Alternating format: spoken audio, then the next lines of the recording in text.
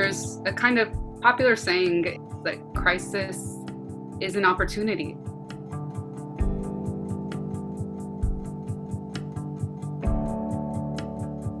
It doesn't have to be bad or good, but you can choose whether or not you use that opportunity as a pivot towards good.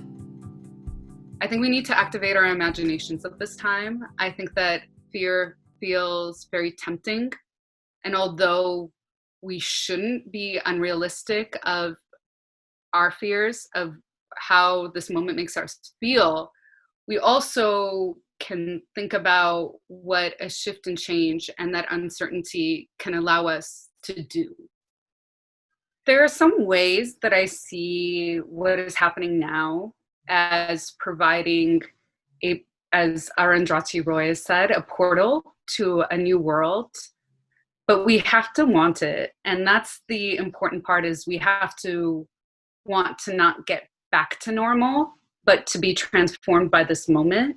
And that's the work we learn from yoga, from meditation, is how to transform a reaction into a response. So we want to go into a world that is not reactionary. We want to go into a world that's responsive to what's going on. I mean, we are living in a reactionary response to what COVID has brought to the United States. It's exposed cracks in the public health system. It's exposed what it means to keep people in money bail bond when they have not even been convicted, arrested, tried. I mean, they've been arrested, but they haven't been tried. It has us also rethinking what it means to shelter people who is sheltered, who gets to be sheltered, who has access to food, who are our essential workers. It's our doctors, it's our grocery store workers. It's people that we might have not even thought a second thing about, who are putting their lives on the line, but also thinking about how deeply undervalued they are.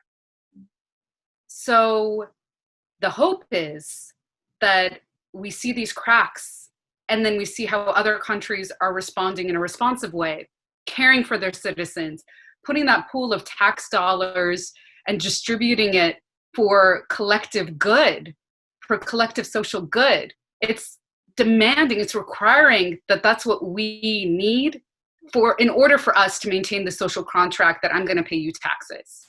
The US is one of the most unhealthy populations in the world, and it's not just agribusiness food system. It is the level of stress that we have and has been imposed on us through our work culture that is tied to the reverence of the economy. And allegedly, so this should tell people, and this should make people really question this phrase that we have and we say about this place, that we are the richest country in the world. Well, if that was really the case, why couldn't we cover our bases? Why couldn't we care for people? If your argument is, well, there's 330 million people, well, that didn't stop bigger populations from coming in and locking things down early on.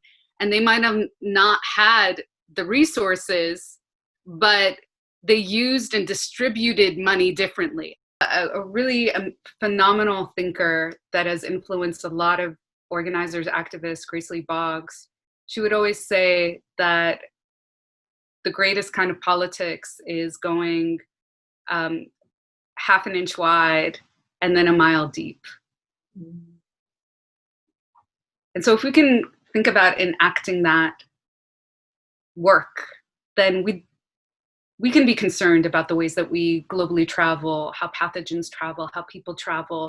We can be concerned about how our money is being metered out on a national level, but we can also say, well, guess what? We have power here locally, and maybe we can form communities that protect the people that we love. And maybe we can use the resources that are available once we pool them as a collective.